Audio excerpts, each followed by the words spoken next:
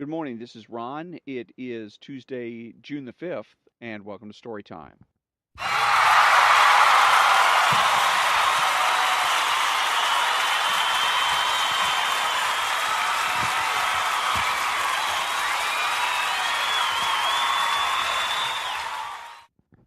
And thank you. And I am Ron, your host, and I am the only true conservative in the United States of America. And I watch a lot of and listen to a lot of different pundits and people that are of a conservative nature, not always conservative. Well, none of them are conservative. I'm the only one. So John Stossel, though, is one who has a YouTube channel. He's a media figure, polemicist, and someone along the lines of Rush Limbaugh, but with a libertarian bent to him. So I'm watching this YouTube video this morning, and he's on about regulations and how regulations. Oh, it was more specifically, that tour guides in Georgia are regulated. You have to have a license. You can't just go out and give people a tour and charge money and there you go. No, you have to have a license, and you have to go. We have a lot of things you have to do. Background check, to include giving a urine specimen and a blood sample, and you also have to take a test apparently, and it's quite an ordeal. And John Stossel was very surprised by this, that we're going to be regulating tour guides, and it's done in several states apparently, mainly in the southeast, also in Louisiana, but very shocked about the idea of having people, having this particular industry regulated. And it just, to me, the whole thing, and I've heard this from the libertarians forever, that, and I used to be a libertarian, was one of their big bugaboos is regulation.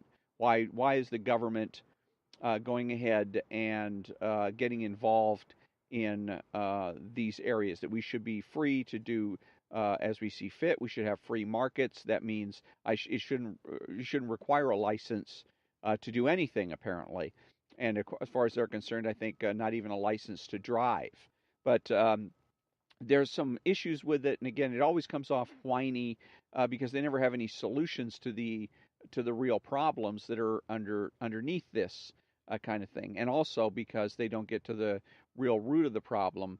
And so the situation I've heard as it plays out with regulation is always about an industry gets regulated, generally speaking, because of the big businesses, the established businesses that want to see it regulated, because they're afraid, they're constantly scared that newcomers into their industry are going to screw things up and drive away business. So for instance, if you're in fast food, you're a guy that wants to, let's say, do a push cart, and you're going to go out and serve burgers. And you've already got McDonald's, who's out making billions of dollars serving burgers, and you come along and you serve burgers, but they're no good. Let's say they're not unhealthy, but they just don't taste good, right? And maybe you got lousy customer service on top of it. Maybe you're the soup Nazi of hamburgers. And so you chase away a lot of business. And the concern is that people are going to be turned off, not just from your hamburger place. They're going to be turned off from the fast food industry as a whole. So it's going to hurt not only you and your business, it's going to hurt McDonald's as well.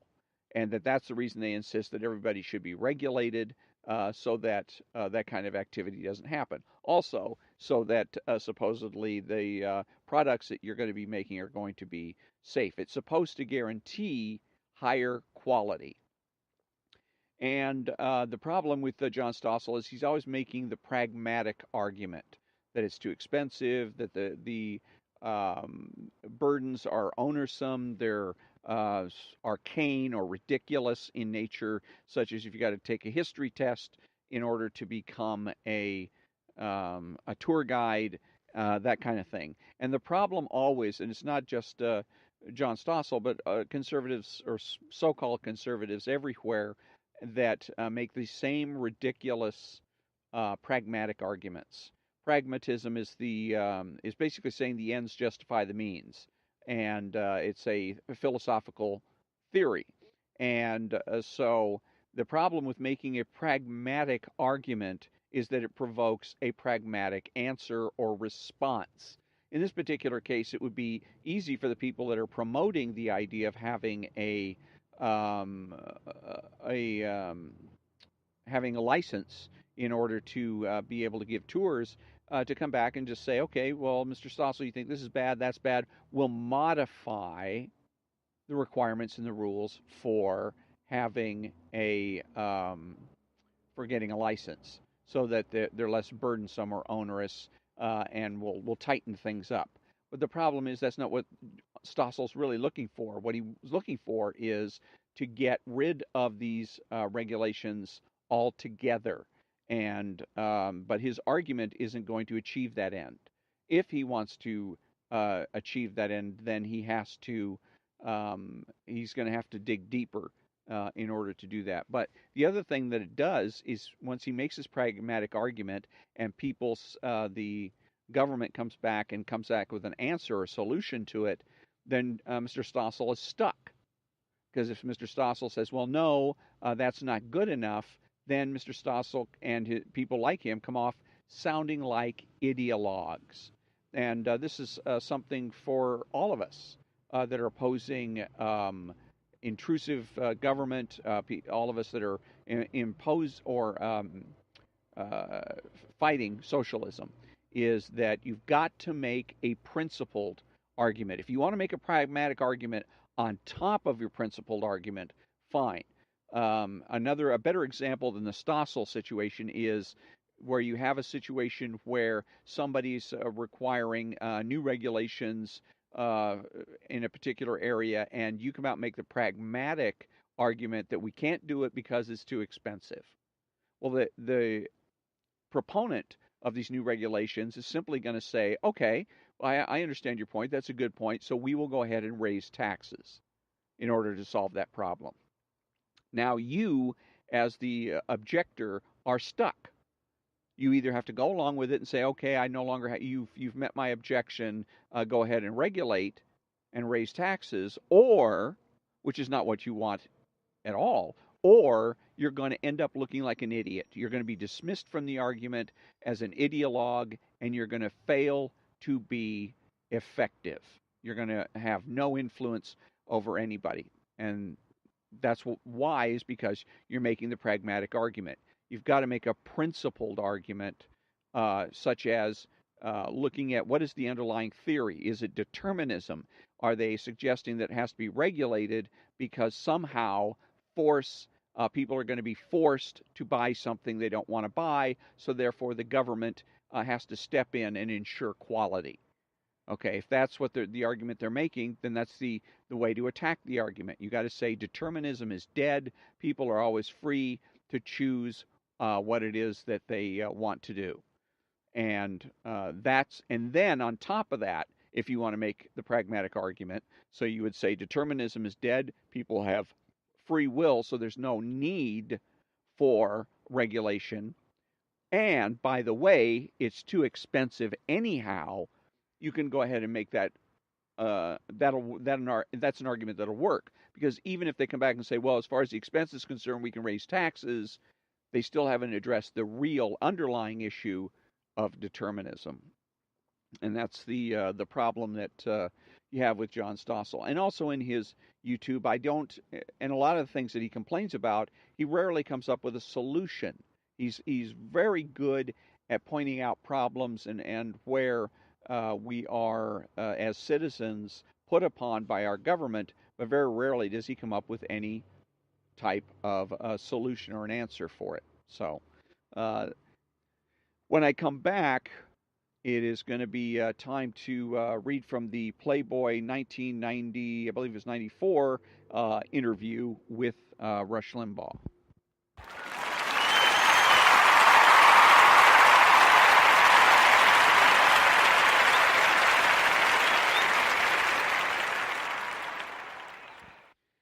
Thank you very much. And yes, I'm going to be reading now from and commenting on 1994 interview with Rush Limbaugh in Playboy magazine.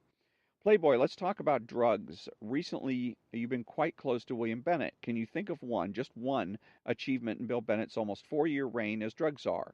We're somewhat puzzled by your obdurate stand against drug legalization. Limbaugh, Bennett and drugs? Playboy, Bennett, 4 years, high profile character, great intellect. What did he do in his war against drugs? Was anything achieved? Limbaugh, hard to measure whether anything was achieved. I mean, you have to believe the statistics that say cocaine use is down. Playboy, marijuana is now 150 an ounce on the street where it used to be 275. That means there must be more of it out there. Just a month ago, a police officer was killed in a marijuana bust in New York. How can you justify that? Limbaugh, I don't justify that. I don't justify killing a cop. If you want to say that the legalization of drugs is designed simply to remove as much criminal activity as possible, by definition, I can't argue with that. But that's not what's going to solve the drug problem. By legalizing drugs, all you're going to do is define further deviancy downward. Freedom has to have some limits. Why have laws that sanction and encourage harmful, destructive behavior? Why not just get rid of cops altogether? Why don't we just legalize crime? Let's just make everything legal. That will fix all of our problems. Okay, so a couple of things here. First of all, what Limbaugh's being interviewed here. This is an interview, and this is where so many people that are being interviewed go wrong because they're not anticipating, they're not listening for it, and so they miss it entirely. And that's again because they're not true conservatives. They have little or no understanding of philosophy and philosophical issues, and very little understanding of the true tactics and techniques of the left. And make no mistake, the Playboy interviewer is left, and we know he's left by the way he acts. So, what he is doing, this Playboy interviewer, the tactic or technique is to use an interview as a guise to disguise a debate. They do it all the time. Usually, they're going to ask more leading questions. I give the interviewer credit for being bold enough to ask straightforward questions. Let's see, like what can you think of one achievement that Mr. Bennett has made as a drug czar? And let's see what else. What did he do in his war against drugs? Was anything achieved? And usually they're using wasn't it? Isn't it true? Like you're being cross-examined. But the point is that the Playboy's now engaging him in a bald-faced debate. He's not conducting an interview anymore. And so the first thing for Rush Limbaugh to do is to say that, look, I'm here to conduct an interview. If you want to conduct a debate, then you talk to my agent and we'll see if we can set something up. Because what Playboy's doing, and the reason this is kind of a tricky tactic, is because Rush Limbaugh didn't come here with notes. He didn't come to the interview, sit down with the interview with all kinds of notes because he's expecting to be engaged in a debate. He's expecting just an interview. Hi, how are you? Who are you? When did you do this? What time did you, when did you grow up? Kind of a biographical thing. Give us an overview of your political philosophy. Can you give us a clarification on some of these particular issues where it seems things seem kind of murky? That's a straight up interview. That's a good faith interview. But again, what Playboy is doing, and Rush Limbaugh missed, is turning the interview into a debate in a fairly subtle way. This is one of the things that they do. They may start out as an interview, and everything looks good, but slowly but surely they start sliding into other things. So in this particular case, sliding into a debate. That would have been the better answer for the right answer for Rush Limbaugh is to say, I'm sorry, but I'm not prepared to conduct a debate with you. If you want to do so, we can do that at some other time and place. Right now, I'm here for an interview. So what do you want to do? Do you want to conduct the interview, or should we suspend the interview and go our separate ways? There you go. Put them on the spot and make them get back on track. Now, a little bit more details. He goes into the other thing that he does here. He said, I don't justify that. I don't justify killing a cop. If you want to say that legalization of drugs is designed simply to remove as much criminal activity as possible, by definition, I can't argue with that. Fairly good answer, but that's not what's going to solve the drug problem. By legalizing drugs, all you're doing is going to do is define further deviancy downward. Okay, so now where he's at, because now they've done actually two things, the interviewer. He's not only engaging Rush Limbaugh in a debate, but he has also turned the basic issue of debate on its head. The very basic issue of any debate is the presumption for the status quo. I can't and I won't say it often enough. You've got to make the presumption for the status quo. Drugs are illegal because drugs are illegal. That's the way it is. Now, unless you can show good reason to make drugs, any or all drugs, legal, to change that, then it stays the way it is. And I don't have to justify that as a conservative. No conservative has to explain. I got to say that again and again and again. No conservative has to explain. It is not the job of conservatives to convince the liberals, to convince the socialists. It is the job of the socialists to convince the conservatives. That's the right answer to that question. Okay? So he has two. First of all, you're trying to engage me in a debate. Second of all, even if we're going to have a debate, we're not going to have a debate in which you get me to try to prove a negative. Okay? Because it's impossible. Okay? I, as a conservative, have nothing to prove to you. I have nothing to prove to you. You have to prove to me. And that's it. And that makes your job so much easier. But if you sit here and you're not listening, you're not paying attention, you don't know what you're talking about, you're going to fall into these traps. It's going to wear you down. It's going to make you tired. It's going to get you to the point at the end of the day where you know you're right, but you know he's got to know and sense somewhere in the back of his mind that he's losing the argument. He just can't figure out why. And that's going to be frustrating, demoralizing, and it just makes for a longer day. You get up every day again thinking, what's the point? Okay? Whereas if you know what you're doing, you know what you're talking about, you can dispatch these people in 5 seconds and move on. And you get to be the one that is smiling and happy, and you get to watch the left bubble and fizz. Okay, so when I come back, it is going to be time for the New York City cab drivers joke book.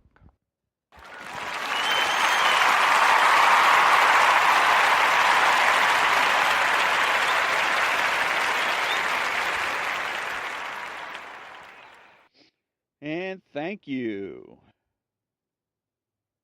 Let's see what we got here. So this is the New York City Cab Drivers Joke Book by Jim Peach, who is a New York City cab driver. And these are jokes that he's known or collected during his years as a cab driver. What's the difference between a prostitute and a rooster? A rooster says, cock-a-doodle-doo. And a prostitute says, any cock'll do. I have often wondered where jokes come from, and have had many discussions about this with my passengers. One theory I heard was that jokes are made up in prisons. The theory that I've heard most often, though, is that stockbrokers create many of the jokes. It is true that as soon as news hits the street, jokes about it mysteriously appear, and they do seem to emanate from Wall Street area. One night when I was discussing this question with a fare, when he told me that he indeed met one of these brokers many years ago, the broker told the man that he had created many jokes and could, in fact, make up a joke about anything at all. He challenged the man to come up with a subject, and the man said, okay, cowboys and Indians. The broker thought for only a moment. The man in my cab told me. Then he told him a joke that went on to become very popular. This man then told me the joke, and I actually had heard it many years ago. You probably did too. It goes like this. Two cowboys come upon an Indian lying on his stomach with his ear to the ground. One of the cowboys stops and says to the other, you see that Indian? Yeah, says the other cowboy. Look, says the first one, he's listening to the ground. He can hear things for miles in any direction. Just then the Indian looks up.